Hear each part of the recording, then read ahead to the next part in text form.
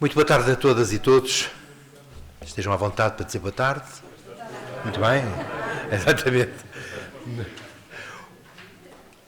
Há momentos em que nós temos de pedir muita... Eu vou-me afastar um bocadinho, que isto está a ampliar demais a voz. Há momentos em que nós temos de pedir ao Espírito Santo que nos mostre bem o caminho e que nos ajude a discernir o que é necessário.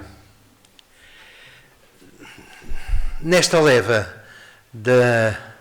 que nos anima sobre o futuro, a continuidade, as formas, a sustentabilidade das nossas escolas católicas, demos ao Espírito Santo capacidade e possibilidade de descansar. Porque isto era para nós tão evidente como necessidade, que era uma obrigação fazer qualquer coisa neste sentido.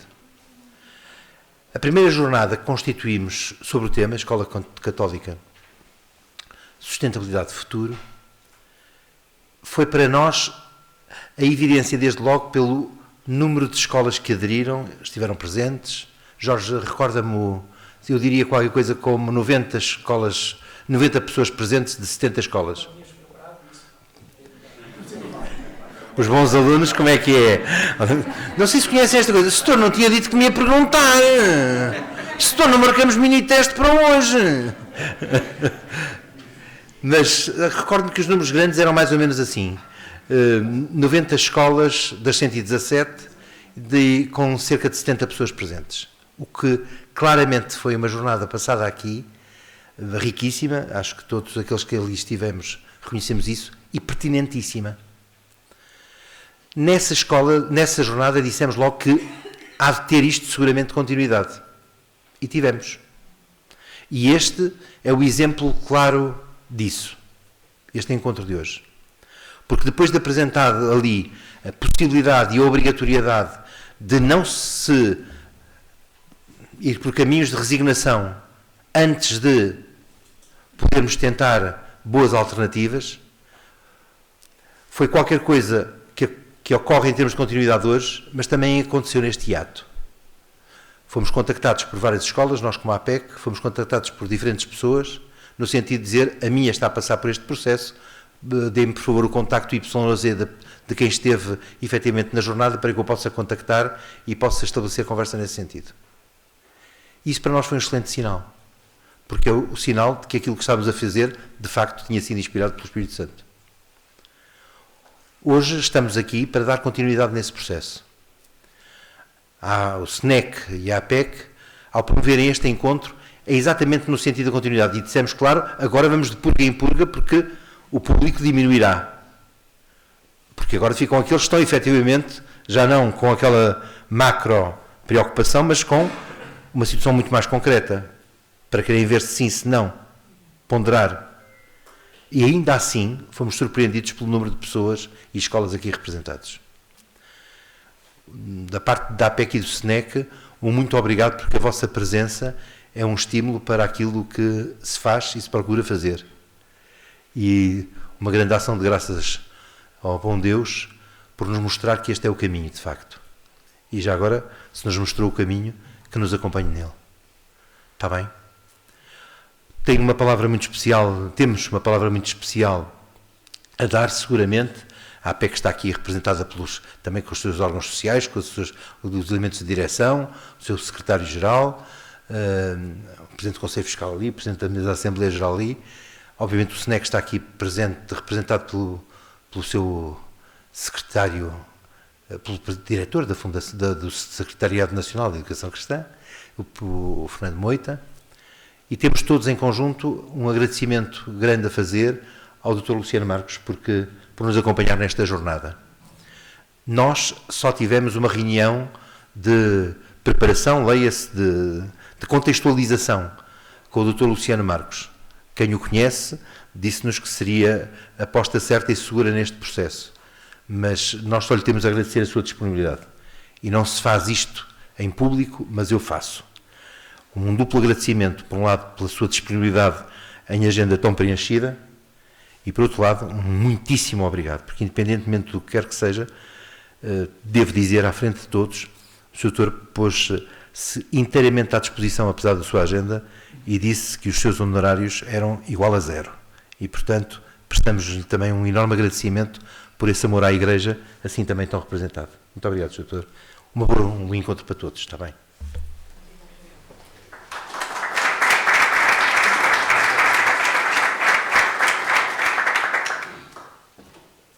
E vamos naturalmente começar este nosso encontro com uma oração. Está bem assim? Então, vamos rezar pelo momento litúrgico que hoje vivemos e estamos reunidos em nome do Pai, e do Filho e do Espírito Santo.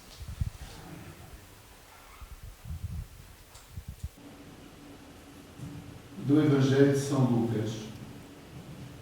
Maria disse então: a minha alma glorifica o Senhor e o meu espírito se alegra em Deus, meu Salvador, porque pôs os olhos na humildade de sua serva. De hoje em diante me chamarão bem-aventurada todas as gerações. Hoje celebramos a apresentação de Maria no templo, a sua entrega total a Deus. Celebramos ainda hoje Maria como mãe da Igreja.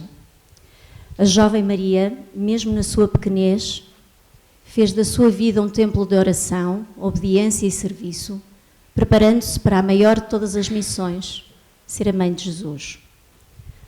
A atitude de Maria ensina-nos que a verdadeira consagração não se mede pela grandiosidade das obras, mas pela totalidade do nosso sim diário, fazendo da nossa vida e do nosso coração o lugar onde Deus habita. Para que o Espírito Santo nos ilumine e ajude a fazer das nossas escolas católicas verdadeiros templos de amor a Cristo, rezemos juntos. Ó Virgem Maria, templo do Espírito Santo e Mãe amorosa da Igreja, neste dia em que recordamos a vossa entrega total a Deus, vos pedimos, intercedei por nós, para que, a exemplo da vossa vida, saibamos oferecer a Deus a nossa juventude, os nossos talentos e a nossa vontade, fazendo de cada dia uma consagração sincera. Conduzi a Santa Igreja, a vossa vida e o nosso lar de fé, para que ela seja sempre sinal de esperança, comunhão e serviço no mundo, fiel à missão confiada por vosso Filho. Protegei de modo especial os jovens e as vocações, para que descubram a alegria da fé e da dedicação, seguindo o vosso caminho de humildade. Fazei que, como vós, possamos glorificar o Senhor com as nossas vidas e alegrar-nos em Deus, nosso Salvador. E para terminarmos esta oração, porque estamos onde estamos e que o dia é o de hoje, proponho que rezemos uma Ave Maria e assim terminamos. Ave Maria. Cheia de graça, o Senhor é convosco. Bendita sois vós entre as mulheres. Bendito é o fruto do vosso ventre, Jesus. Santa Maria, Mãe de Deus, rogai por nós, pecadores, agora e na hora da nossa morte. Amém. Obrigada. Boa tarde a todos e obrigado pela presença. Começo por agradecer a presença do Dr. Luciano, que, como disse o Fernando, imediatamente se disponibilizou para colaborar connosco neste encontro. Todos recebemos a breve nota biográfica do Dr. Luciano, mas 2 ou 3 pontos a salientar. O Dr. Luciano é advogado, licenciado pela Universidade Católica, é conferencista em inúmeros planos ligados a estas questões. É também conferencista no programa de Gestão e Liderança para Dirigentes Eclesiais da Católica Lisbon School. E desde 2005 que é membro do grupo de trabalho para o tratamento das questões jurídicas ao nível do património criado pela Conferência Episcopal. e aqui a importância do Dr. Luciano, porque ele é verdadeiramente, e vou dizer isto, verdadeiramente um grande especialista nesta relação entre direito civil e direito canónico e as especificidades desta articulação ao abrigo da concordata, com todas as questões daqui inerentes relativamente à relação que nós podemos estabelecer com o Estado em muitos âmbitos, mas também neste âmbito da educação e muito particularmente depois nas questões também fiscais inerentes desta relação que nós temos. E sem mais delongas, passo a palavra ao Dr. Luciano e muito obrigado uma vez mais.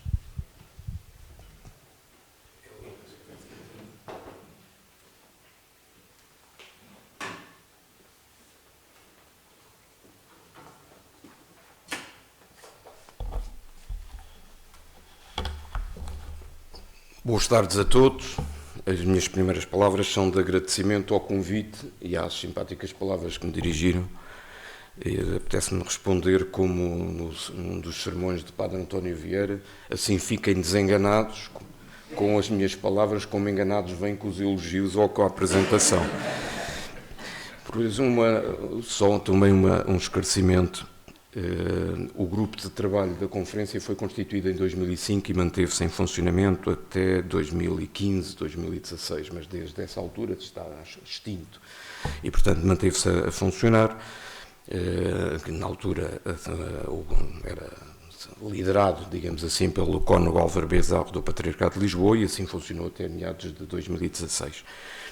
O que se manteve a funcionar neste relacionado com questões da concordata e com o relacionamento da Igreja com o Estado, nos diversos níveis, desde as procissões, às escolas católicas, às instituições socio-caritativas, o que se manteve e continua a funcionar, ainda que informalmente, são os encontros de icónomos que se têm vindo a realizar desde essa altura. O último deles, aliás, na segunda-feira, aconteceu em Lisboa, no Centro de Espiritualidade do Turcifal, que se mantém como grupo de trabalho e de reflexão destas questões relacionadas com a presença da Igreja na sociedade portuguesa, em particular nestas questões com mais visibilidade na pública e às vezes até mediática. O assunto ou o tema que me foi pedido para partilhar algumas palavras convosco dentro desta pouca experiência que tenho e dos conhecimentos que são os resultantes do estudo e são os resultantes também da experiência que já foi referida pelo professor Filipe. O tema, dizia eu, eram formas institucionais de desenvolvimento da atividade educativa pelos entes canónicos. E na nota dizia-se que a comunicação versará as formas institucionais de desenvolvimento da atividade educativa pelos entes canónicos, diretamente ou por meio de veículos jurídicos constituídos para o efeito, designadamente sociedades comerciais, cooperativas, associações, fundações.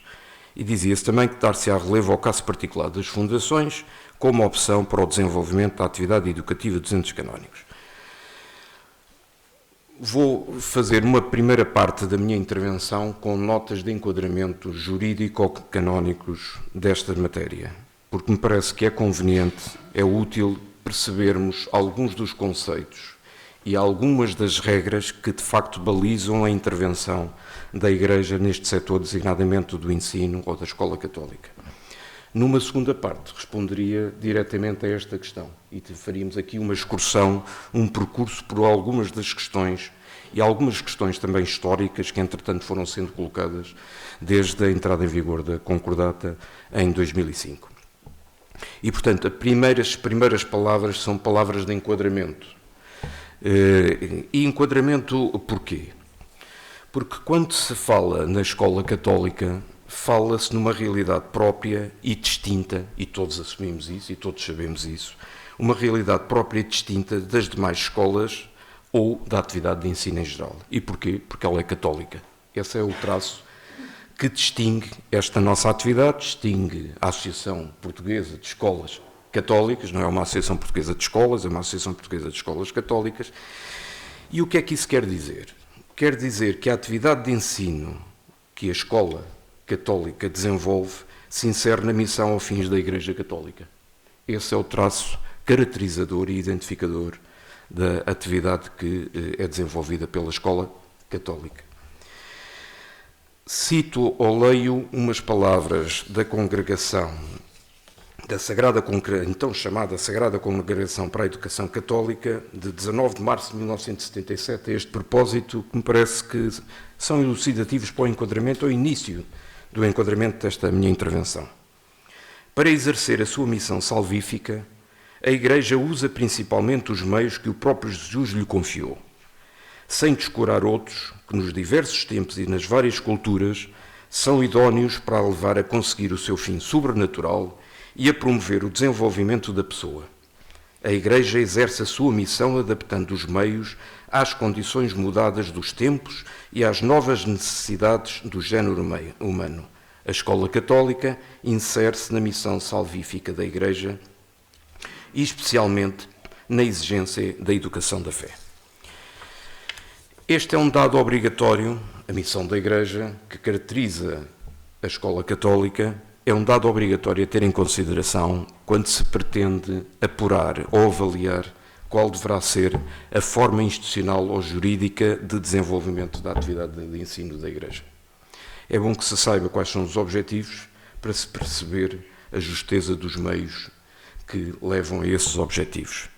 E quando se fala em missão da Igreja, fala-se em valores da Igreja e fala-se no Evangelho. E esta ponderação não é apenas uma questão de coerência.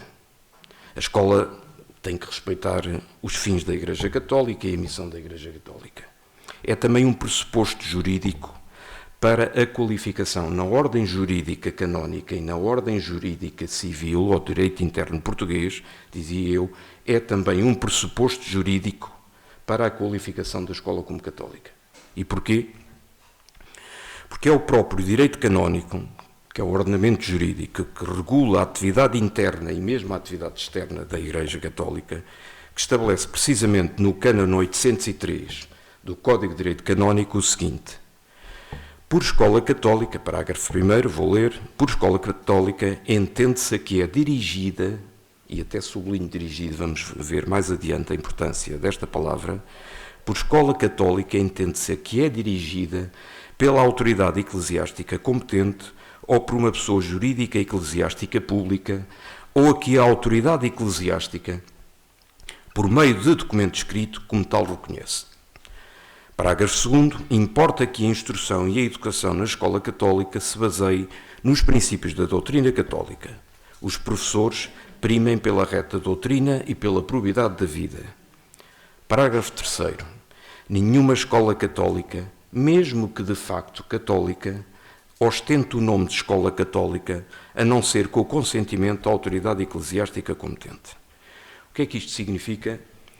Significa que temos regras vinculativas, porque o direito canónico é vinculativo para todos os batizados. Há consequências na violação e no desrespeito do direito canónico. Significa que o direito canónico estabelece requisitos legais para a qualificação de uma escola como católica. Não é que outras não possam ser cristãs, não possam ser católicas. Não podem ostentar o nome de escola católica com o estatuto de escola católica que o direito canónico lhe confere. Primeiro requisito legal. A escola, para ser católica, tem que ser dirigida pela autoridade eclesiástica competente ou por uma pessoa jurídica eclesiástica pública. E, nesse caso, é considerada automaticamente, discípulo iure, escola católica. É isso que resulta da primeira parte do Cânon 803, no parágrafo 1º que vos referi. Mas também é a escola católica, resulta do mesmo Cânon, a que a autoridade eclesiástica, por meio de documento escrito, como tal reconhece. Ou seja, aqui não é um efeito automático que resulta da própria lei canónica, é um efeito que resulta de um ato voluntário de reconhecimento por parte da autoridade eclesiástica competente, quer seja o bispo, o patriarca, o arcebispo ou mesmo a Santa Sé, nos casos em que a lei atribui competência a cada uma destas autoridades eclesiásticas. Por exemplo, no caso da criação das universidades, depende de ato formal da Santa Sé. Fala-se numa escola que é dirigida por uma pessoa jurídica pública, como, por exemplo, no caso do Instituto de Vida Consagrada, e nesse caso é, efetivamente, ipso iure, automaticamente, com escola católica. Não vamos perder muito tempo sobre a qualificação de pessoa jurídica pública ou pessoa jurídica privada, ou de associação privada de fiéis e associação pública de fiéis. Damos só algumas notas de cor, sem ler os artigos. Poderíamos ler os artigos do Código de Direito Canónico, são elucidativos para essa questão. Mas deixem-me só dar-vos algumas notas, porque algumas das notas que vou referir são até pertinentes para alguns dos que estão aqui presentes, porque têm conhecimento de situações jurídicas e processos judiciais que têm que ver com estas matérias. Pessoa jurídica pública é aquela que é criada pelas entidades que têm jurisdição dentro do direito canónico. E as entidades que têm jurisdição dentro do direito canónico são aquelas que têm poder de decisão sobre a vida de outras pessoas jurídicas, designadamente em casos de litígio. As associações públicas podem ser de fiéis e associações públicas e privadas. As associações públicas têm um estatuto próprio e distinto das associações privadas de fiéis. As associações públicas estão-lhes reservadas determinadas finalidades, mais envolventes com o ensino religioso e com a própria ação evangelizadora, e são criadas diretamente pelas autoridades eclesiásticas. Diferentemente, as associações privadas de fiéis podem ser criadas diretamente por fiéis, são sempre reconhecidas pelas autoridades eclesiásticas, não podem ter os tais fins primordiais, direi assim, de evangelização de ensino religioso, por exemplo, mas têm um estatuto diferente, desde logo porque têm a possibilidade de autogoverno, ainda que sujeito à vigilância por parte das autoridades eclesiásticas. Mas têm um grau de liberdade que, por exemplo, as associações públicas ou as pessoas públicas não têm em face do direito canónico.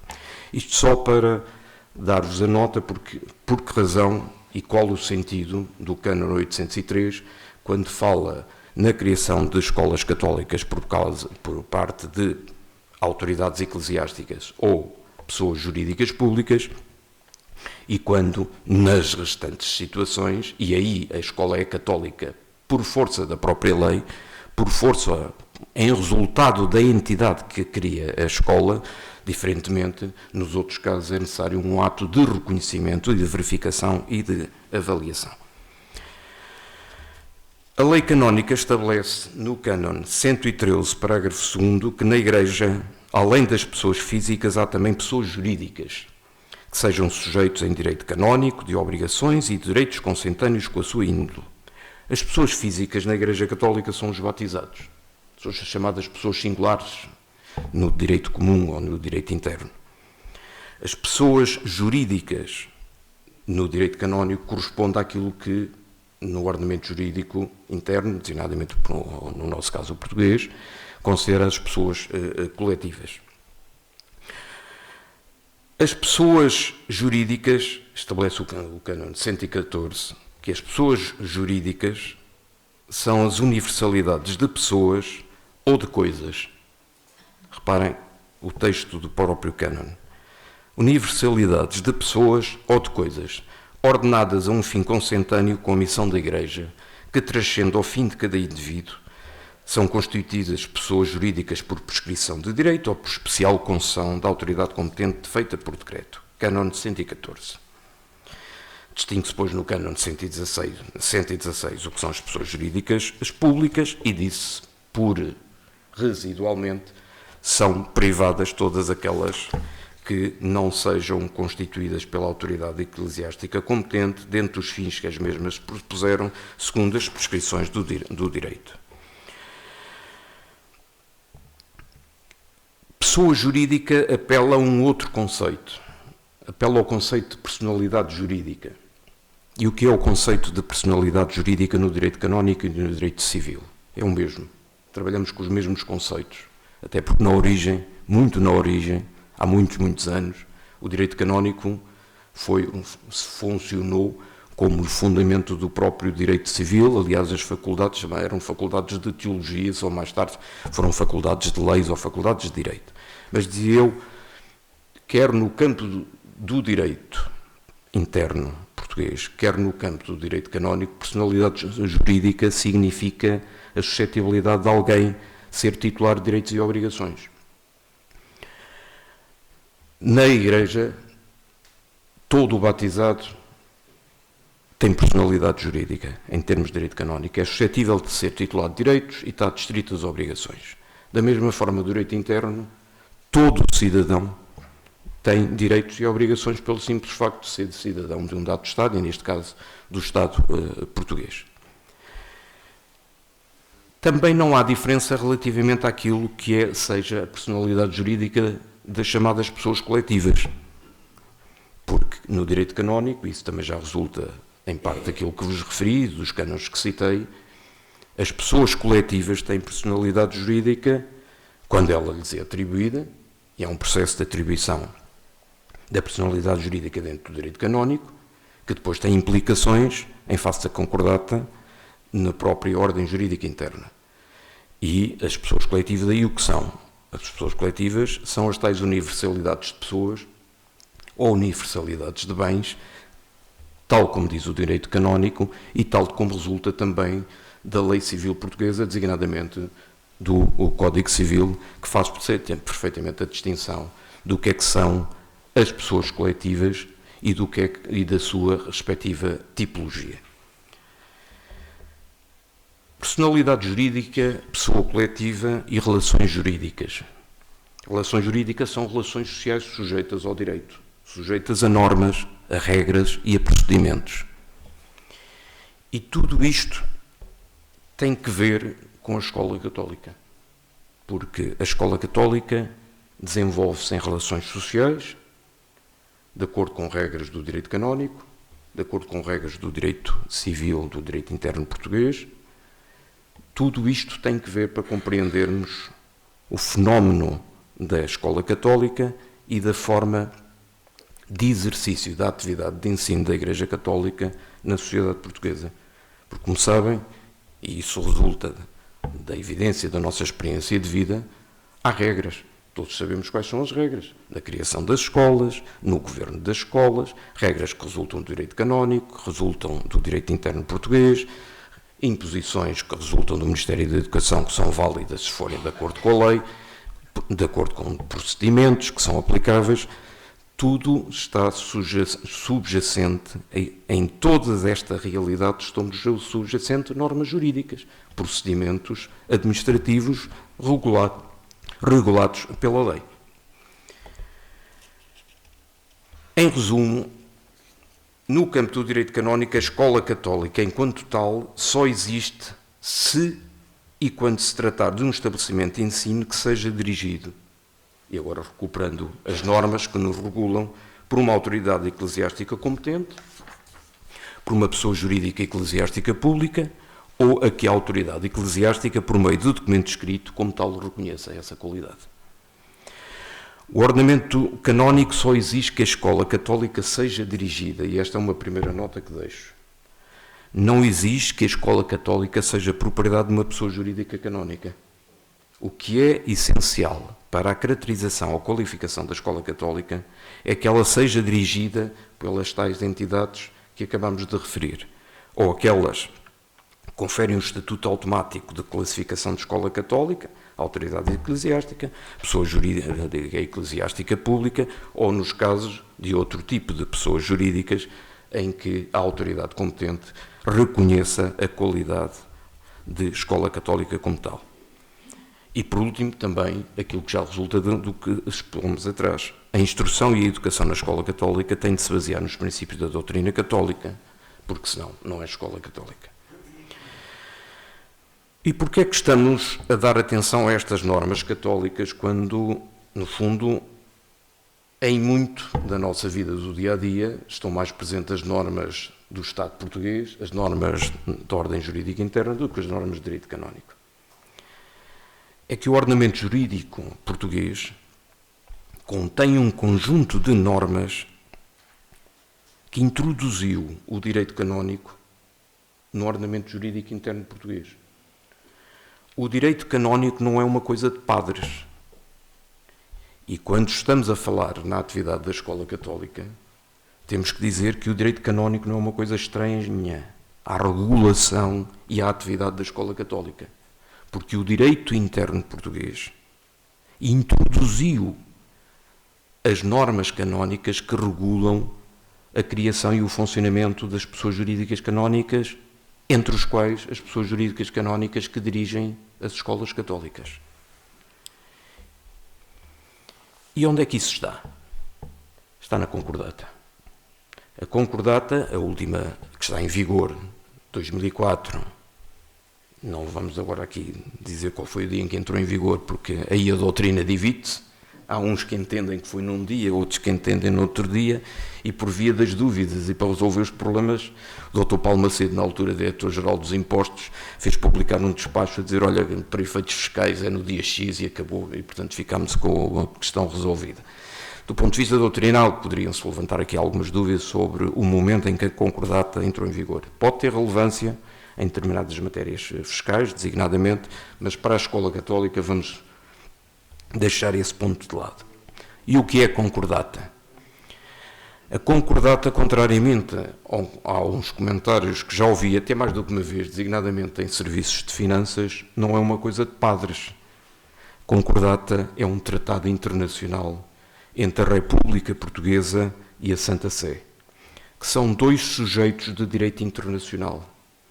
E a Concordata, enquanto tratado internacional, vigora na ordem jurídica interna com uma natureza de norma superior às leis da Assembleia da República e aos decretos-leis do Governo, para não falar nos regulamentos, para não falar nas posturas municipais, ou nos regulamentos ou nas posturas municipais. A Concordata, enquanto tratado internacional, e conforme com o artigo 8º da Constituição da República Portuguesa, que consagra um princípio de prevalência do direito internacional sobre as normas do direito interno português, prevalece, de facto, sobre as normas ordinárias do direito interno português, designadamente leis da Assembleia da República. Uma lei da Assembleia da República pode ser atacada por inválida se violar as normas da Concordata. E, portanto, não estamos a falar de normas que não sejam imperativas, designadamente para nós. São imperativas para nós, enquanto batizados, passa a expressão, cidadãos da comunidade regulada pelo direito canónico da Igreja Católica, mas são vinculativas para nós também, enquanto cidadãos portugueses, que aqui nascemos, aqui neste cantinho, à beira-mar plantado. E quais são as normas da Concordata relevantes para as questões que colocaram e para alguns dos problemas que nos falaram na sessão de preparação deste nosso encontro? Gostaria de vos ler, e aqui basta ler, não é preciso grandes comentários, mas gostaria de vos ler alguns artigos da Concordata. Artigo 1º, número 2.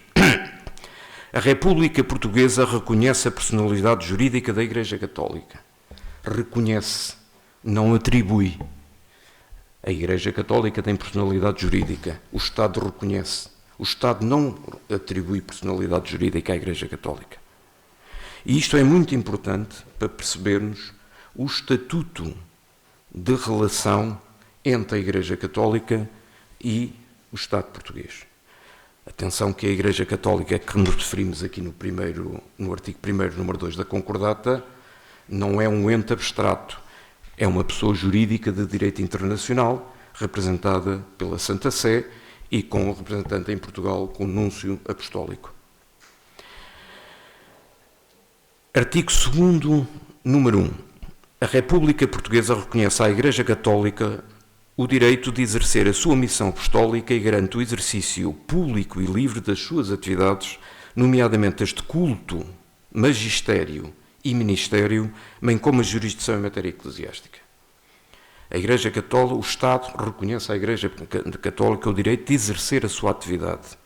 E diz, logo no número 4 desse artigo 2º, que é reconhecida à Igreja Católica, aos seus fiéis, reparem bem, à Igreja Católica, aos seus fiéis e às pessoas jurídicas, que são aquelas que falámos há bocado, que se constituam nos termos do direito canónico, é a concordata que diz que se constituam nos termos do direito canónico a liberdade religiosa, nomeadamente nos domínios da consciência, culto, reunião, associação, expressão pública e ensino e ação caritativa.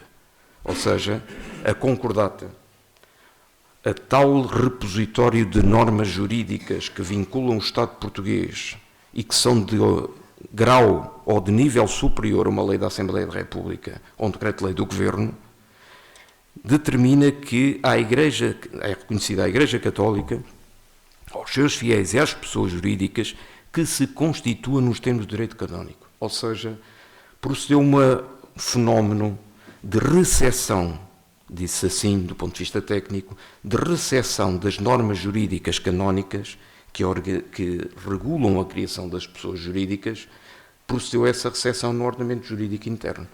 De tal modo que o Serviço de Finanças de Freixo Espada à Cinta, em questões que se coloquem com o funcionamento de pessoas jurídicas canónicas, tem que respeitar o direito canónico. Não tem que respeitar as regras, por exemplo, que sejam contrárias ao direito canónico, se constem das normas ordinárias da lei portuguesa. Significa isto que o direito canónico é recepcionado nas suas normas e também nos seus conceitos de interpretação.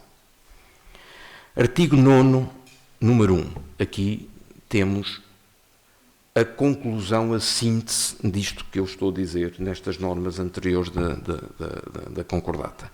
A Igreja Católica pode livremente criar, modificar ou extinguir, nos termos do direito canónico, dioceses, paróquias e outras jurisdições eclesiásticas. E no número 2 diz que a República Portuguesa reconhece a personalidade jurídica das dioceses, reconhece, não lhe atribui, reconhece a personalidade jurídica das dioceses, paróquias e outras jurisdições eclesiásticas, desde que o ato constitutivo da sua personalidade jurídica canónica seja notificado ao órgão competente do Estado.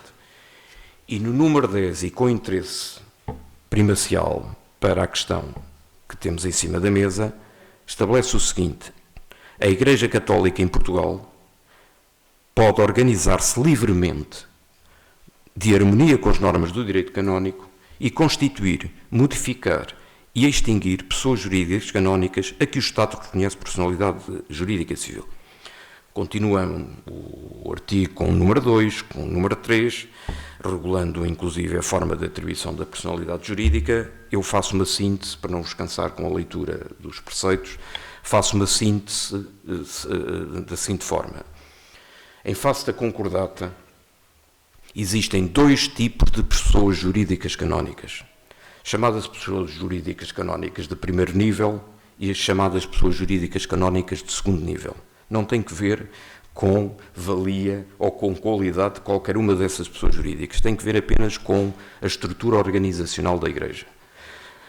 O direito canónico entende que há determinado tipo de pessoas jurídicas que são imanentes à sua atividade. As dioceses, as paróquias, as jurisdições eclesiásticas, outras jurisdições eclesiásticas, são imanentes e inerentes à sua estrutura organizacional. Essas são as pessoas jurídicas canónicas de primeiro nível. E essas pessoas jurídicas podem criar outras. E os fiéis podem criar outras pessoas jurídicas. Essas pessoas jurídicas são pessoas jurídicas de segundo nível ou de segundo grau, que têm uma forma distinta de reconhecimento da personalidade jurídica em face do direito português, de acordo com a concordata. As primeiras pessoas jurídicas de primeiro nível têm a personalidade jurídica reconhecida por simples comunicação à autoridade. Não vamos agora analisar os procedimentos, nem as questões que têm que ver com o registro de pessoas jurídicas canónicas, que só se aplica às pessoas jurídicas canónicas de segundo grau. Vamos apenas dar esta nota. Estas pessoas jurídicas de primeiro grau, a personalidade jurídica é-lhes atribuída, é-lhes reconhecida automaticamente. Nas outras pessoas jurídicas, a personalidade jurídica é reconhecida mediante um registro, no registro das pessoas jurídicas canónicas. exceto quanto a essas outras pessoas jurídicas canónicas de segundo grau, que já se tenham sido constituídas e registadas à data da entrada em vigor da concordata, porque essas continuam a ter o mesmo sistema de registro e de reconhecimento da personalidade jurídica. Já o tinham ou estavam em vias de. As outras só têm personalidade jurídica através deste procedimento que vos estou a dizer, que leva depois ao registro, no registro das pessoas jurídicas canónicas, e isto também é uma nota que vos pedia que retivessem já para a resposta depois na segunda parte da minha intervenção.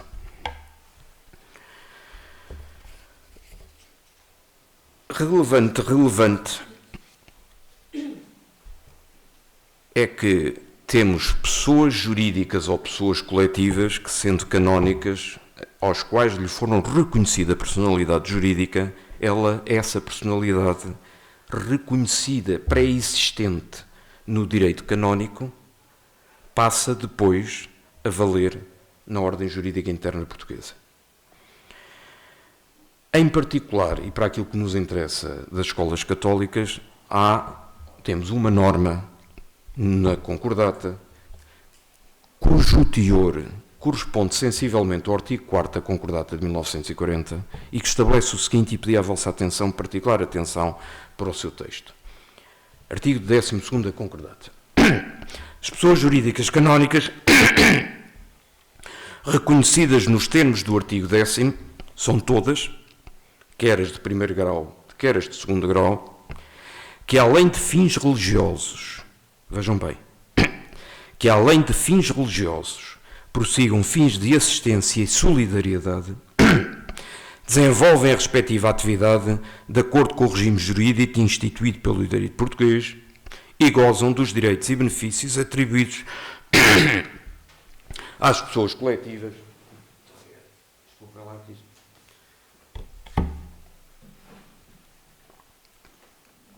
Na noite anterior estive a cantar o fado e a voz ficou-se-me um pouco turva.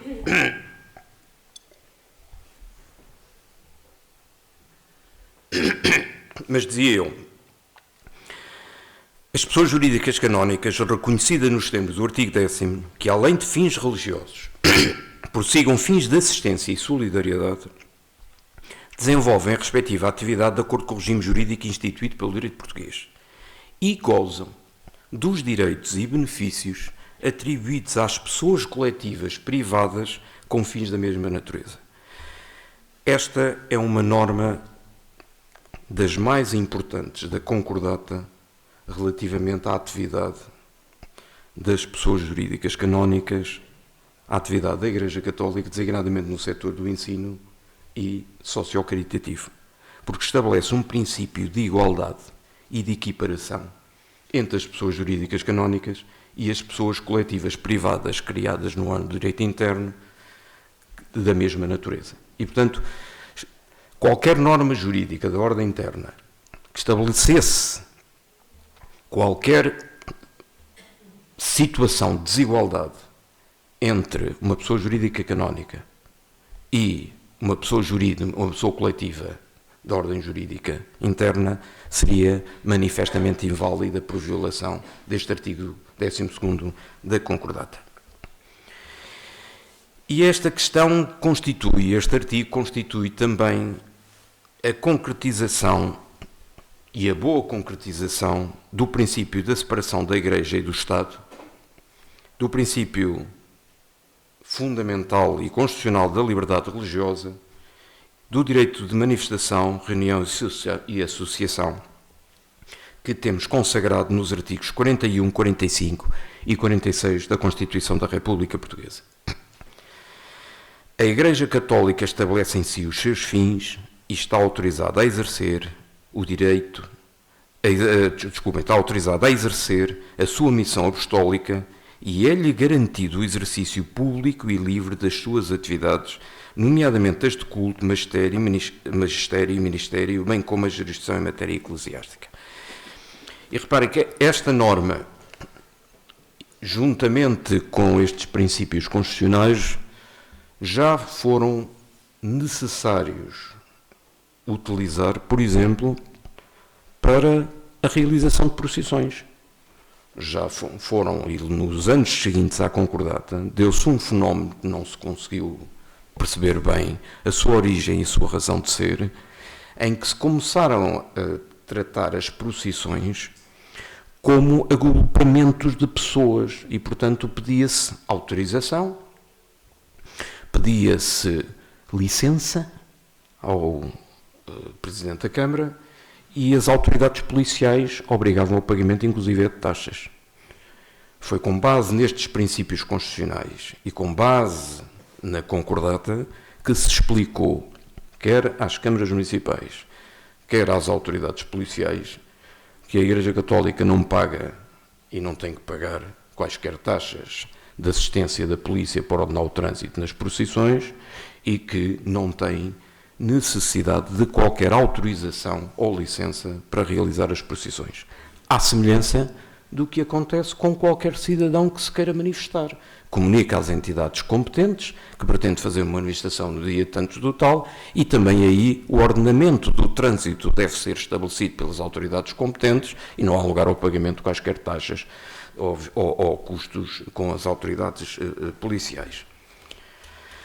A atividade de ensino é assim, e resulta de tudo aquilo que dissemos já para trás, é assim uma atividade integrada na missão da Igreja Católica, em face dos seus próprios fins, que apenas assim lhe cabem determinar. Esta é uma problemática dos fins religiosos, não vamos abordar hoje, obviamente não é o tema, mas é uma matéria que está em discussão, continua em discussão, vai continuar em discussão.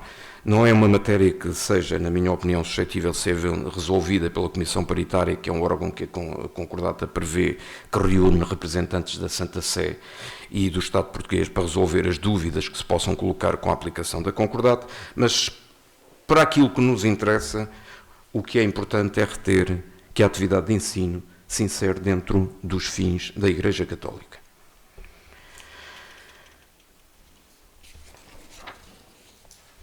Chegados aqui, e já o referimos várias vezes, temos que as figuras jurídicas das pessoas coletivas ou pessoas jurídicas do direito canónico são, na prática, as mesmas do direito interno português, que são associações, fundações, exceto uma outra que existe no direito interno português, que são sociedades comerciais, mas que o direito canónico não contempla a existência de pessoas jurídicas desta natureza, por uma razão muito simples. Porque dentro da atividade da Igreja não se instituíram pessoas jurídicas canónicas que têm como objetivo, como fim, a realização de atos de comércio, tendo em vista o lucro para ser distribuído entre os seus membros ou entre os seus sócios. A Igreja Católica distribui entre os seus sócios muita coisa, mas não distribui rendimentos ou lucros ou proveitos resultantes da prática de atos de comércio. Não significa isso que as pessoas jurídicas canónicas não pratiquem atos de comércio. Não significa isso que as pessoas jurídicas canónicas não tenham dividendos ou proveitos ou rendimentos. O que significa é que uma pessoa jurídica canónica não pode ser uma sociedade comercial. E, portanto, pode ser, dentro da tipologia de pessoas coletivas que o direito canónico consagra e o direito interno português também consagra, pode ser uma associação ou pode ser uma fundação. Como é que se distinguem as associações e as fundações? As associações são entes jurídicos cuja base, o substrato, são pessoas, são os seus associados. Nas associações dá-se personalidade jurídica, personifica-se um agrupamento de pessoas que não têm em vista, de qualquer modo, nas associações, não têm em vista a distribuição de lucros entre os seus associados. A pessoa coletiva aqui passa a ser diferente das pessoas singulares que a constituem. Responsabilidade é diferente. Se a pessoa coletiva praticar um ato que dê lugar à responsabilidade civil, os associados não são responsáveis por isso. E vice-versa. Se um associado do Sport Lisboa e Benfica, compreendo que seja a entidade mais evidente para dar exemplo em termos de associações dadas as eleições recentes e o bom exemplo que deram, se um sócio do Benfica partir os vidros da casa do vizinho, o Sport Lisboa e Benfica não é responsável pela reparação pelos prejuízos que um seu sócio provocou ao vizinho, que por acaso era do Sporting. E o que são as fundações? As fundações são pessoas jurídicas, são tipos de pessoas coletivas, para utilizar a expressão do direito interno português, que têm o seu substrato patrimonial. Aqui personifica-se um património, enquanto centro autónomo de direitos e deveres. Aqui o substrato não é um substrato de pessoas. Não tem relevância na fundação as pessoas. A fundação só funciona com pessoas. Dirige-se para pessoas, mas o relevante de uma fundação é o substrato patrimonial e são os seus próprios fins também para o qual o património se destina. As sociedades comerciais, como disse, que são uma tipologia no direito interno português, mas que não existem no direito canónico, quer sociedades comerciais ou sociedades civis sob forma comercial, têm por objeto a prática de atos de comércio, tendo em vista obter lucros para ser distribuído entre os seus sócios. Já há pouco referi que no direito canónico as pessoas jurídicas podem ser universalidades de pessoas ou universalidades de coisas. E por aqui já percebemos também a similitude com isto que acabei de referir na tipologia. E agora, quanto tempo é que estou a falar? 45 minutos. Então, vamos passar aos finalmente e deixar os prolegómenos, apenas para vos referir que a figura da fundação e da associação existem com a mesma estrutura jurídica no direito canónico e no direito civil. Chegados aqui, temos um enquadramento geral da atuação da Igreja Católica através de pessoas físicas, os batizados, e através de pessoas jurídicas, estas que vos acabamos de referir nas tipologias de associações ou de fundações. Vamos agora ensaiar a resposta à questão. Eu não vou demorar mais 45 minutos, fiquem descansados com isso. Gostava-vos de deixar na resposta algumas observações prévias. Primeira observação prévia. E vão ver que a conclusão depois é muito mais fácil, no meu entendimento, é muito mais fácil de perceber quando temos este enquadramento e temos este percurso sobre as normas e sobre o enquadramento jurídico ou canónico. Primeira observação prévia à resposta a dar à questão que nos ocupa. Cada caso é um caso e por isso a preocupação que tive ao preparar esta intervenção é pôr em cima da mesa o enquadramento. Não há respostas abstratas para problemas concretos. Há uma experiência dos últimos 20 anos e o resultado de uma reflexão dos últimos 20 anos que leva a um caminho que é aquele que irei propor. Mas não significa que não possa haver outros caminhos, até atendendo a evoluções da doutrina, da jurisprudência e da própria lei interna, ou mesmo da lei canónica, que se estima que possa acontecer no caso da regulamentação das associações privadas de fiéis. Segunda observação. É aquela que vos referi já há pouco e gostaria de insistir nela. Para que exista a escola católica, não é necessário que a escola católica seja propriedade de uma pessoa jurídica canónica. O que é necessário é que seja dirigida por uma pessoa jurídica canónica com aquele enquadramento que vos disse. Terceira observação prévia. Estamos sempre a supor que se trata de uma atividade de ensino inserida na missão da Igreja. Mas atenção, saliento, e já há pouco também aflorei esta questão, uma pessoa jurídica canónica pode sempre participar numa sociedade comercial, numa cooperativa ou numa associação que explore um estabelecimento de ensino. Não está proibida de o fazer. Pelo contrário, o Evangelho e o dever de evangelizar obriga a que façamos, como diz São Paulo, tudo para com todos, para ganhar alguns a muito custo. E, portanto, não há aqui, nesse particular, nem sequer restrições do objeto, porque o objeto das pessoas jurídicas canónicas inseridos dentro da missão da Igreja e dentro da evangelização não proíbe que uma pessoa jurídica canónica pertença, integre uma associação ou uma sociedade comercial que, por seu lado, seja detentora de um estabelecimento de ensino. Não pode, face ao ordenamento jurídico canónico, ser considerada a escola católica com aqueles pressupostos e com aquele enquadramento que vos referi.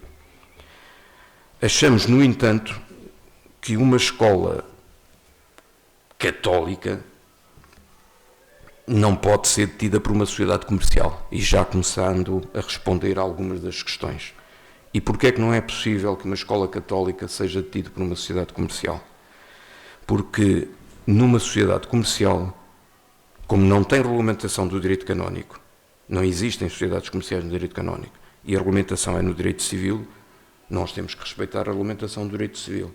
E no caso da regulamentação não é possível garantir numa sociedade comercial os princípios da doutrina católica e os poderes de dever de vigilância do ordinário do lugar.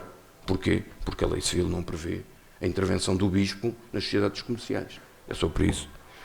E como vivemos num Estado de Direito, nós sujeitamos às regras e aos procedimentos que estão na lei. Não é porque seja por vontade dos advogados, ou dos juristas, ou dos juízes, ou seja de quem for.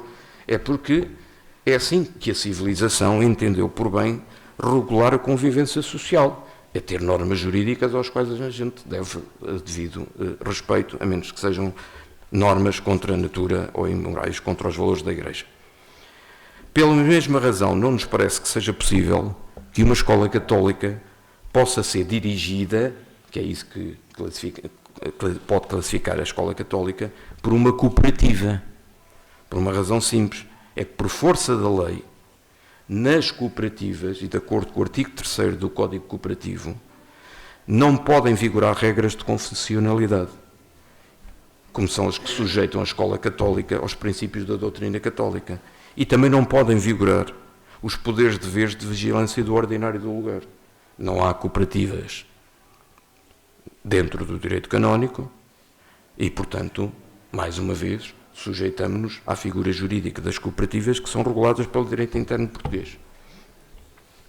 Volto a dizer que isso não impede que uma pessoa jurídica canónica possa participar numa sociedade comercial ou numa cooperativa que explore uma escola, desde que não tenha fins contrários à Igreja Católica.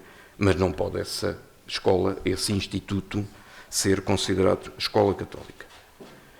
Quarta observação prévia.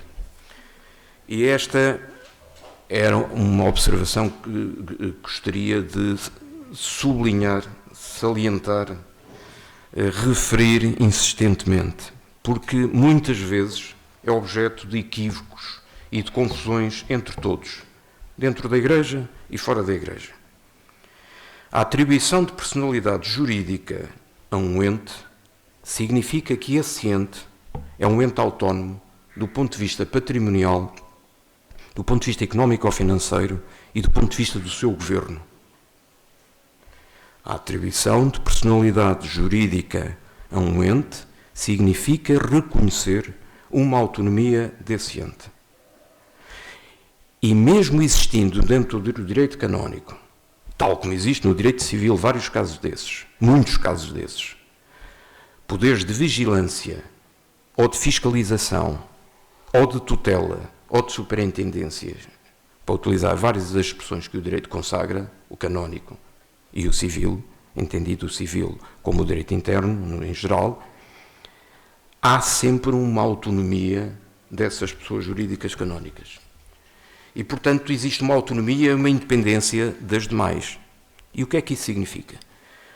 Significa que, se nos estatutos de uma pessoa jurídica canónica, ou na prática de uma pessoa jurídica, de uma pessoa coletiva da ordem civil, se estiver em causa esta autonomia e esta independência, pode dar-se um fenómeno que é regulado pela lei, enquadrado pela jurisprudência, de descaracterização da personalidade jurídica. E o que é que isso significa? Significa que o benfiquista que partiu o vidro da casa do sportinguista, já estava a cair, exatamente, significa que o Benfica, se houver descaracterização da personalidade jurídica, o Sport Lisboa e Benfica é responsável por aquilo que fez o benfiquista, seu membro, seu associado, ao partir os vidros da janela do sportinguista.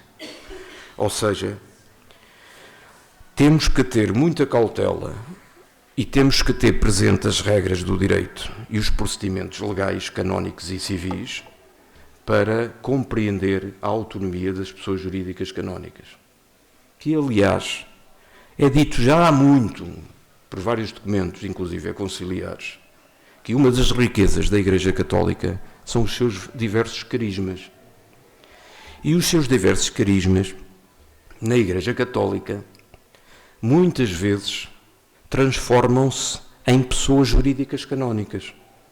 E o pior que pode acontecer é a perda de sentido desta independência e autonomia das pessoas jurídicas. E isto é fundamental para percebermos também o exercício da atividade de ensino e a conveniência do exercício da atividade de ensino por pessoas jurídicas canónicas que têm personalidade jurídica na ordem jurídica interna, que são totalmente autónomas e independentes das pessoas que as criam. Porque em termos de responsabilidade, como devem calcular, há uma segregação e uma limitação ou exclusão de responsabilidade nesse tipo de situações. Até por um outro instituto jurídico que existe na lei civil, que é a responsabilidade objetiva, isto é, a responsabilidade sem culpa, no caso dos chamados responsabilidade comitente-comissário, que é regulada no artigo 500 do Código Civil e que, em traços gerais, também utilizando mais uma vez o papel ou o exemplo do Sport Lisboa e Benfica e do benfiquista, se o Sport Lisboa e Benfica encomendasse, dirigisse a um seu funcionário uma ordem ou recomendação a dizer vais àquela rua e vais partir o vidro do benfiquista, do sportinguista, aliás, havia responsabilidade do Sport Lisboa e Benfica, porque apesar de o ato ter sido praticado pelo associado, foi praticado sob a ordem e direção da pessoa coletiva, e aí havia uma relação comitente-comissário. Esta questão é fundamental para perceber a vantagem, e já vamos ver, da criação de pessoas jurídicas canónicas para o exercício da atividade de ensino e para o exercício da atividade socio-caritativa. Se perdermos a noção e a consciência destas normas jurídicas que nos obrigam a todos e dos procedimentos, temos problemas graves, como é o que está a acontecer, infelizmente, com a situação grave e perigosa que a Conferência Episcopal Portuguesa adotou quanto ao pagamento das indemnizações. Porque, obviamente, esse é um dos casos em que se pode dar descaracterização da personalidade jurídica e podemos, sem culpa, porque a responsabilidade comitente-comissário é uma responsabilidade sem culpa, estar a abrir aqui uma caixa de Pandora que destrói todo o trabalho que foi feito na Igreja Portuguesa desde a Concordata de 1940 ao consagrar e defender a personalidade jurídica das pessoas jurídicas canónicas e ao defender a verdadeira autonomia e independência das várias pessoas jurídicas canónicas. De modo que, mais uma vez, e seguindo o exemplo, o benfiquista que parte o vidro da casa do sportinguista não torna responsável o Sport Lisboa e Benfica. Vamos então ver, em face destas considerações, qual é o caminho e a resposta a dar à questão. E voltamos ao título. Pode ser a exploração ou a direção da atividade de ensino e da escola católica, pode ser diretamente a própria pessoa jurídica canónica, por exemplo, o instituto religioso ou a congregação, a diocese, a paróquia, que é proprietária ou só dirige, porque a necessidade de classificação da escola católica é na direção, já vimos isso no Cânon 803. Ou pode ela própria criar um outro ente jurídico que exerça a atividade dirigindo e ou sendo proprietária e dirigindo também a escola católica. Que tipo de entes jurídicos poderão ser criados para exercer a atividade de ensino suscetível de ser a escola católica? Já sabemos, são as associações públicas de fiéis, as associações privadas de fiéis ou as fundações. Ou seja, são aquelas pessoas jurídicas que têm um substrato de pessoas ou que têm um substrato ou uma universalidade, para utilizar a expressão do Código de Direito Canónico, de bens ou de patrimónios. Qual é a solução proposta em face do enquadramento exposto e das circunstâncias atuais que todos estamos a viver? Deixem-me só fazer uma conclusão, mas depois fazer aqui dar-vos um dado histórico. Na minha opinião, não aconselho que seja uma associação privada de fiéis a ser detentora da escola católica, porque a autonomia de gestão não garante uma consistência de futuro, quer a nível patrimonial, quer a nível da missão da Igreja. Hoje estão as pessoas A, amanhã poderão ter as pessoas B. A Associação Privada de Fiéis, em face do Código de Direito Canónico, tem uma autonomia, apesar de algum dever de vigilância, tem uma autonomia muito grande, designadamente em termos patrimoniais, e não aconselho que naquilo que está em cima da mesa, que é, no fundo, certos institutos, certas pessoas jurídicas canónicas atuais, religiosas, de poderem autonomizar a sua atividade no campo do ensino, que o façam para associações privadas de fiéis, por essa razão que vos estou a dizer. Há, inclusive, um caso, que neste momento está a correr nos tribunais, que envolve 2 dioceses do país, de Portugal, em que esse problema se colocou, e é um problema. Também não aconselho, por outro lado, que façamos uma associação pública de fiéis para a exploração, ou a titulação, ou a direção das escolas católicas neste tipo de situações. Não estou a dizer que escolas católicas criadas ab início, estou-me a referir aos casos de escolas católicas já existentes, pertencentes a pessoas jurídicas canónicas, onde o património é dessas pessoas jurídicas canónicas, existe, está consolidado, e, em alguns casos, tem natureza mesmo de bens eclesiais. E porquê? Porque, precisamente, haveria uma transferência de património, em alguns casos de bens eclesiais, para pessoas jurídicas que não teriam o controle por parte das pessoas que neste momento titulam, são proprietárias dos estabelecimentos e do próprio património. E, portanto, dentro da tipologia de pessoas jurídicas canónicas e civis, sobra a fundação, uma vez que não podemos, no meu entender, para as escolas católicas, ter sociedades comerciais ou ter cooperativas. Sobra as fundações. Porquê é que esta questão das fundações colocou e que reflexão é esta que estamos aqui a fazer? A reflexão não é minha, ou pelo menos não é só minha. Deixem-me contar-vos um episódio, ou uma história, ou uma historieta. Em 2005, a Conferência Episcopal Portuguesa criou um grupo de trabalho para lidar com as questões patrimoniais resultantes da entrada em vigor da Concordata. E eu tive o gosto de colaborar nesse grupo de trabalho e, portanto, foram tratadas muitas questões. Desde a reforma da Segurança Social dos sacerdotes, às questões fiscais, à mecânica das questões fiscais, da Segurança Social, etc. E, ao longo do tempo, houve uma questão que ficou em cima da mesa até em resultado das intervenções e das características próprias dos institutos de vida consagrada e sociedades de vida apostólica, que era a que tinha que ver precisamente com as atividades sociocaritativas e com as escolas católicas. E a reflexão que começou a ser feita na altura nesse grupo de trabalho passou num segundo, e que foi feita também com os institutos, em reuniões e com as pessoas que assessoravam os institutos e as congregações. Essa questão foi evoluindo, portanto estávamos em 2005, depois estávamos em 2006, 2007, isto prolongou-se durante uma série de anos, e chegámos a 2013, em que começou a haver reuniões dos ecónomos das dioceses e nessa altura também dos vigários gerais.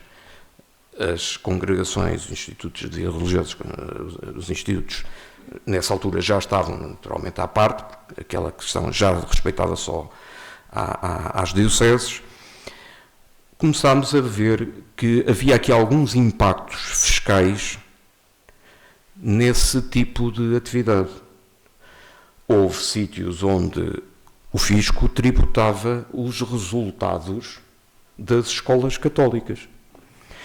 E essa questão começou a ser refletida na altura, e a reflexão que eu acabei de fazer foi feita também na altura, já considerando, inclusive, algumas decisões dos tribunais administrativos sobre esta matéria. E porquê? Porque em 2008 o Seminário Liceal de Pena Firme teve um problema precisamente de pagamento do IRC.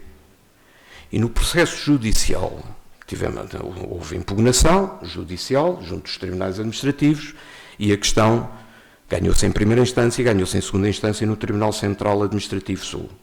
E qual foi o enquadramento que os tribunais deram?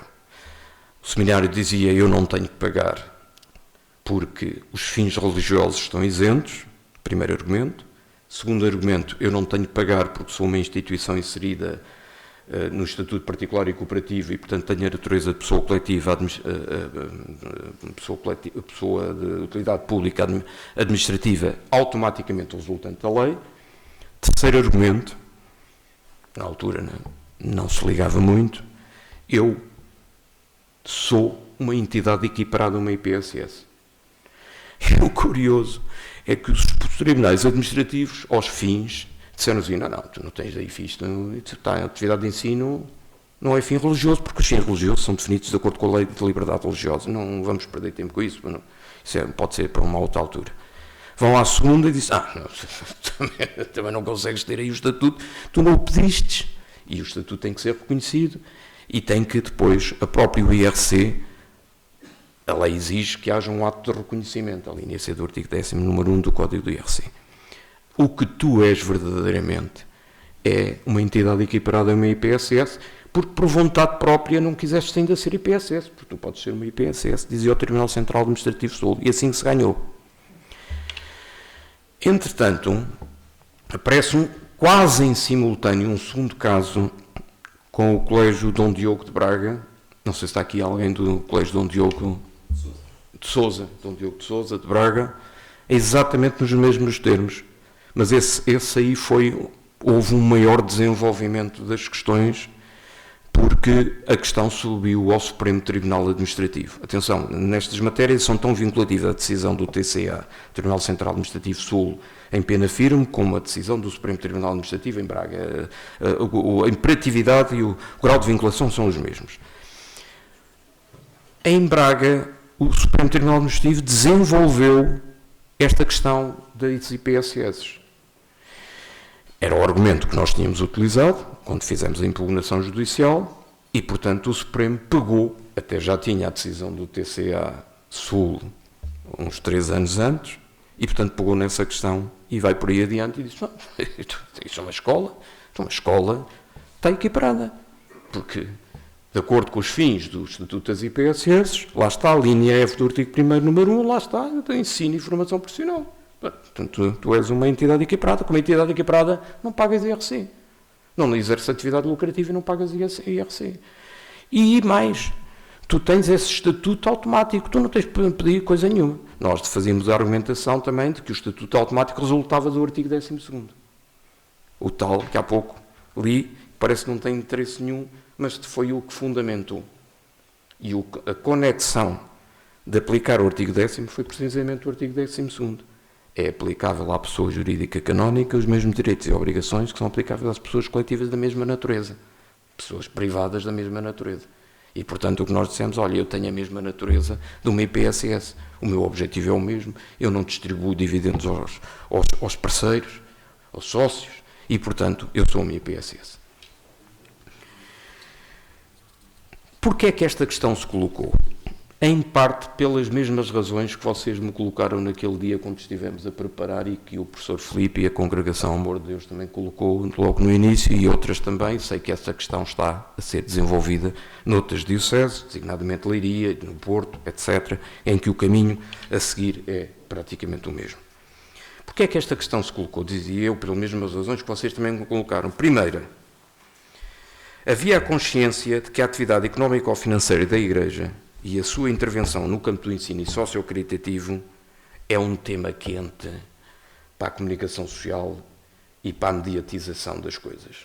E, portanto, onde cheira a peixe, há peixeirada. E, portanto, este tema era um tema que merecia aqui alguma atenção. Tinha-se também presente, logo em 2005, essa questão foi colocada pelo Dom Jorge Ortiga, que na altura, de 2005, 2006, em 2005 ainda era o Dom José Policarpo, o Presidente da Conferência, e depois todo o trabalho foi desenvolvido com o Dom Jorge Ortiga mais tarde. Mas havia consciência, e ele chamou a atenção disso, de que o nível de exigência na instalação e funcionamento dessas entidades, quer no setor da educação, quer no setor sociocaritativo, estava a aumentar, e a aumentar de uma forma ao nível de regras de pessoal, ao nível das instalações, ao nível do compliance em geral, estava a aumentar tanto que os custos de operação estavam também a aumentar nas próprias escolas. Para além do apoio socio-caritativo, onde certas normas aplicadas ainda hoje em dia são absolutamente ridículas para aquilo que é uma atividade socio-caritativa. Mas isso é outra questão. E, portanto, que havia o risco de desequilíbrio económico-financeiro dessas instituições que exerciam essa atividade, que funcionavam, e ainda hoje continuam a funcionar, em grande medida, na dependência de apoios públicos, como é o setor socio-caritativo, como sabem, não é? Dos apoios dos lares, designadamente. Por último, a entrada em vigor da concordata e a clarificação do regime fiscal da Igreja, que no fundo tornava claro que não há nenhuma isenção fiscal da Igreja enquanto tal, o que há é isenções ou não sujeições fiscais de atividades ou de atos que a Igreja pratique, que valia a pena situar fiscalmente essa atividade ensino e socio-caritativa dentro desse contexto, e daí a importância daquelas decisões de tribunais que, entretanto, começavam a aparecer. Por outro lado, isso foi uma coisa que esteve bem presente nas palavras inicialmente sempre do cônego Álvaro Bizarro, que ele citava Lucas 12, 39, 48, quem é o administrador fiel e prudente que o Senhor estabelecerá à frente da sua casa, para dar devidamente a cada um a sua ração de trigo, que é o mesmo que é dizer qual é a forma mais eficiente e cautelosa para salvaguardar os recursos da Igreja, que são escassos para estas necessidades que são múltiplas e são muitas.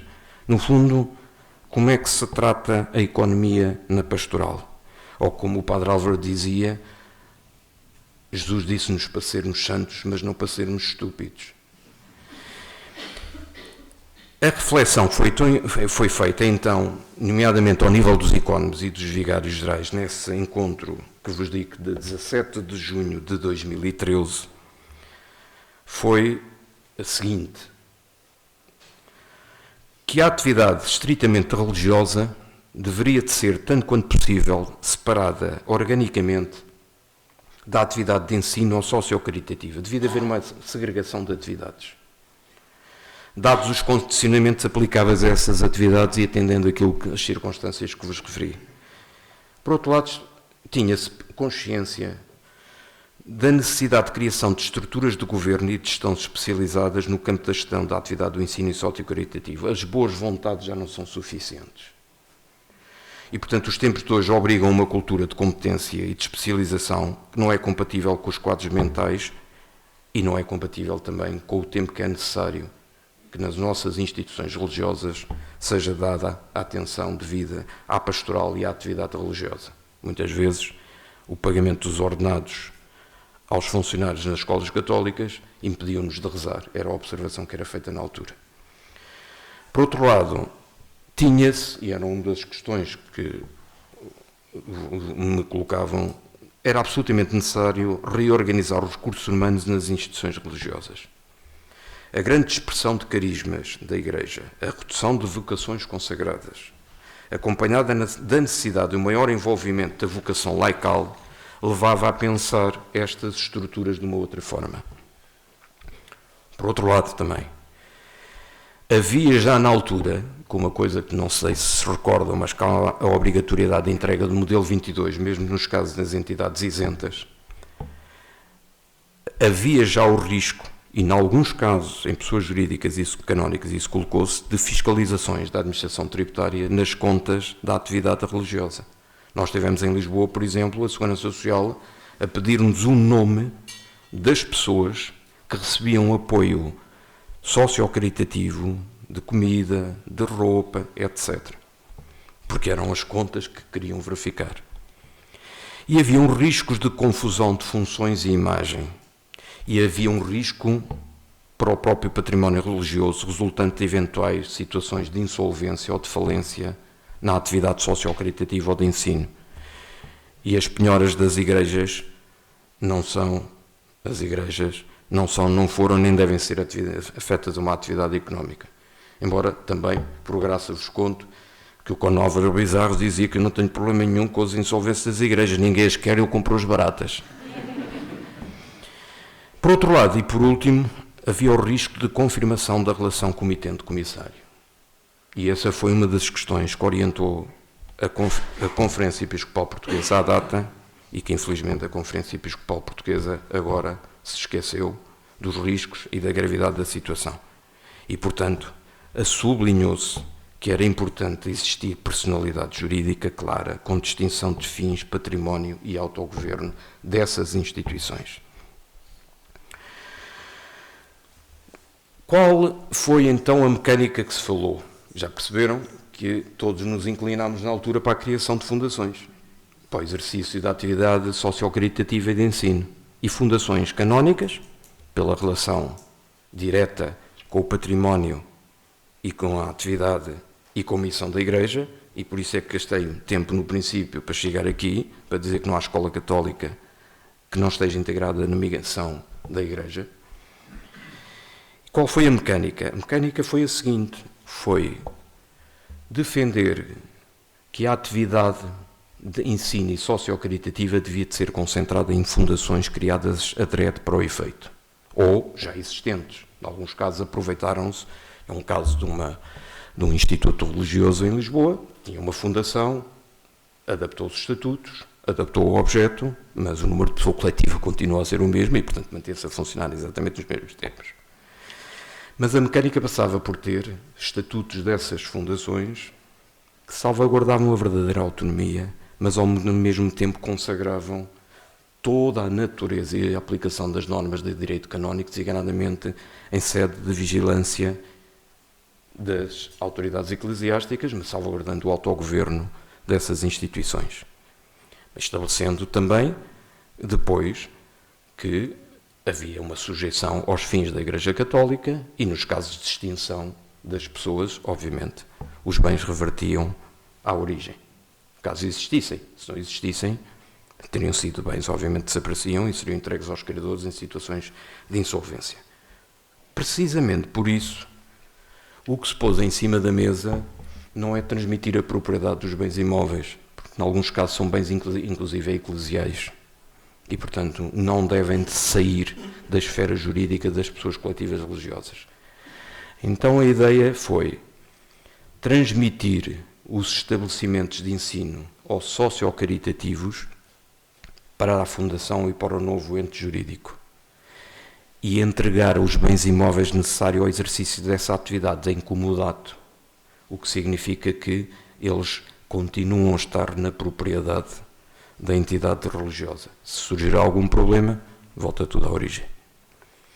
E, portanto, perde-se o património da fundação, se surgir algum problema, mas não se perdem os bens imóveis que são da entidade religiosa.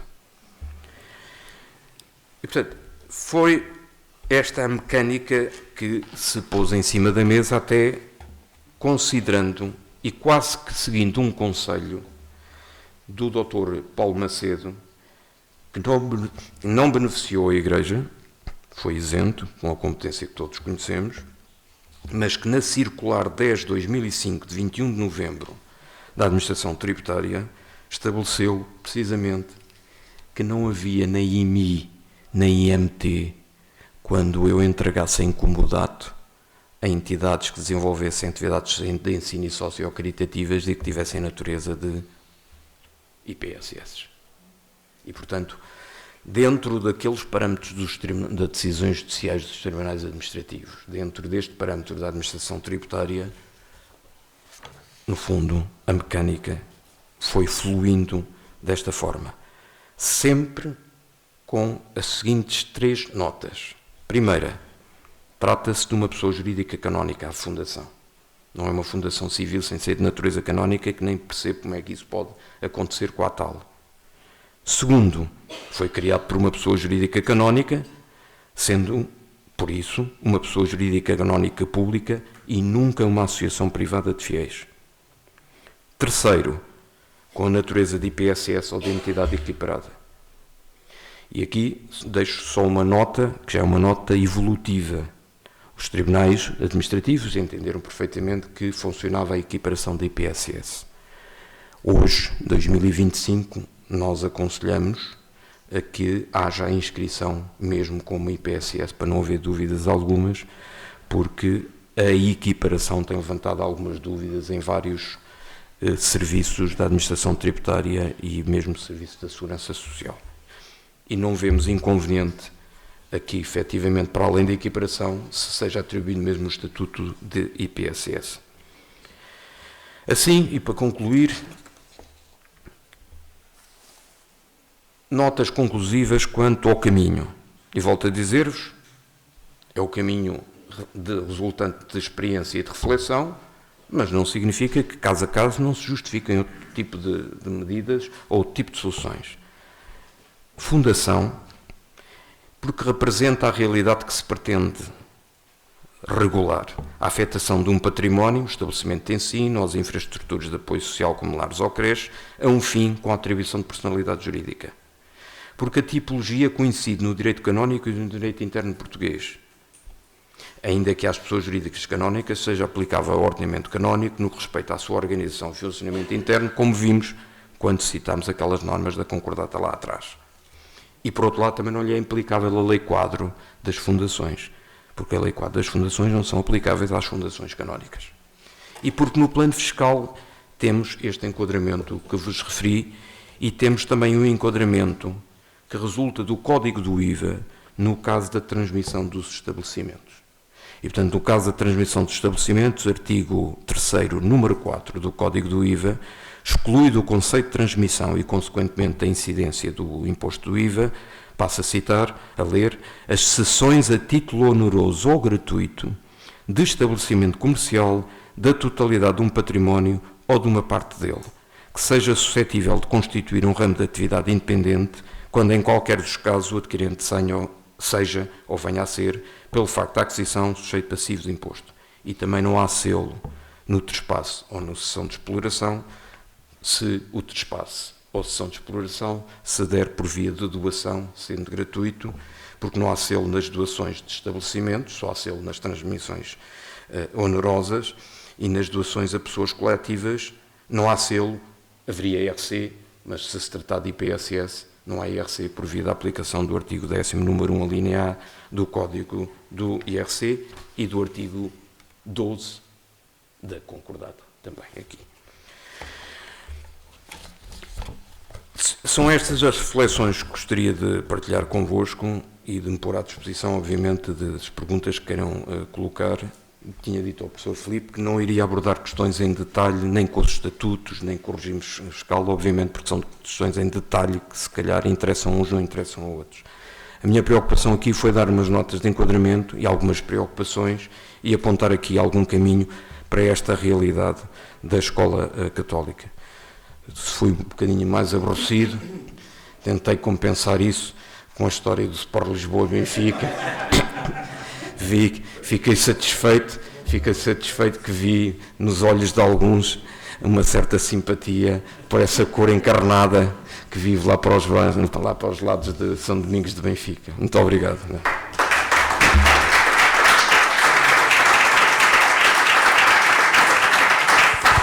Deixa-me agradecer a disponibilidade do Luciano. Eu vou passar a palavra ao Fernando Moita, que é presidente da Fundação do Secretariado Nacional de Educação Cristã e que fará o encerramento da sessão.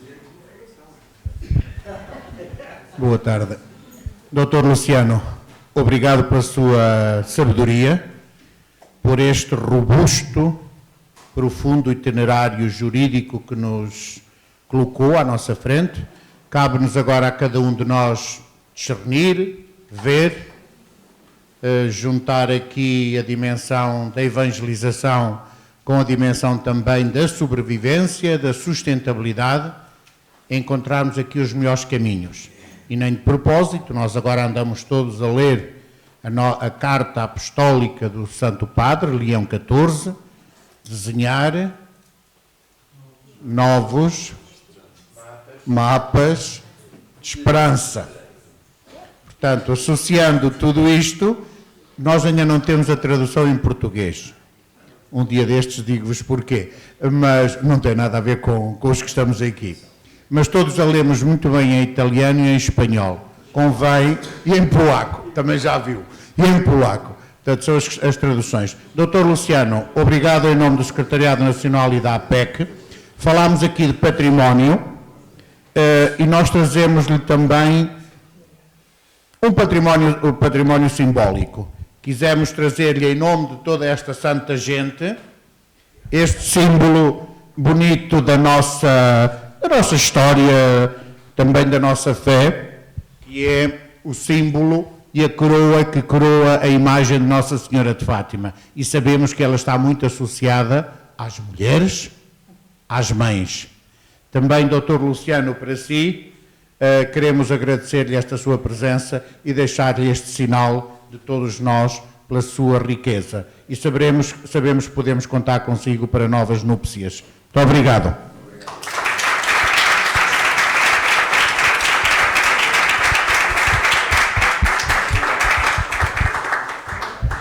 Caríssimos amigos, em nome da APEC e em nome do SENEC, muito obrigado porque viemos.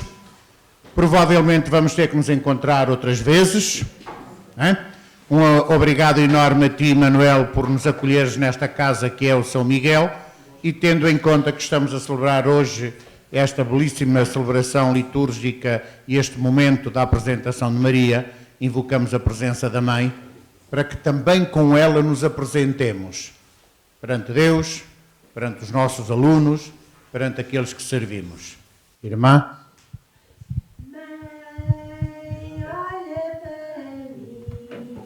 Guarda o meu sim, neste novo dia, como tu quero me entregar, ensina-me a rezar, Ave Maria. Olha para mim, guarda o meu sim, neste novo dia, como tu quero me entregar, ensina-me a rezar, Ave Maria. Nossa Senhora da Apresentação. Boa viagem, um abraço a todos.